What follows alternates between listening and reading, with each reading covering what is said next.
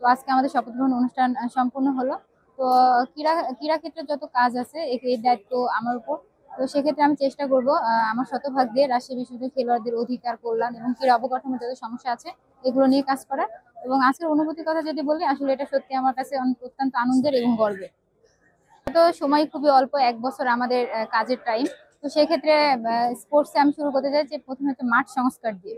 এক্ষেত্রে ছেলেদের পাশাপাশি মেয়েদেরকে স্পোর্টসে অংশগ্রহণ করার মাধ্যমে এবং মাঠের অনেক সমস্যা আছে আমাদের, এগুলো সংস্কারের মধ্য দিয়ে কাজ শুরু করতে চাচ্ছি। হ্যাঁ, আমরা জানি যে এখানে রাজশাহী বিশ্ববিদ্যালয়ে 30 থেকে 32 হাজার শিক্ষার্থীর অবস্থান। তো সেক্ষেত্রে এখানে আমরা দেখেছি যে অনেক প্রতিভাবান খেলোয়াড় আছে, তারা পর্যাপ্ত সুযোগ সুবিধা পাচ্ছে না।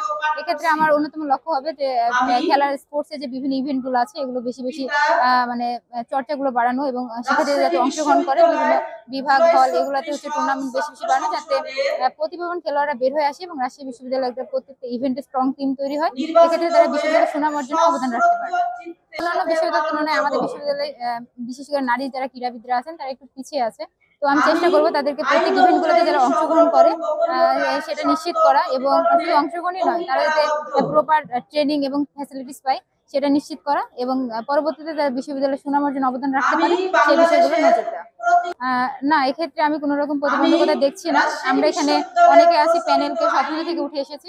তো আমরা সবাই রাজশাহী শিক্ষার্থীদের উন্নয়ন নিয়ে কাজ করবো। এখানে যে যে সেক্টর আছে প্রত্যেক সেক্টরে সে কাজ করবে, এবং আমাদের যেসব ইশতেহার গুলো আছে এগুলো নিয়ে আমরা শিক্ষার্থীদের কল্যাণে কাজ করবো। এখানে আমরা কে কোথা থেকে আসছি এটা মূল লক্ষ্য নয়, এখন আমরা রাষ্ট্র নির্বাচিত প্রতিনিধি, এখানে আমাদের শিক্ষার্থীদের হয়ে কাজ করবো।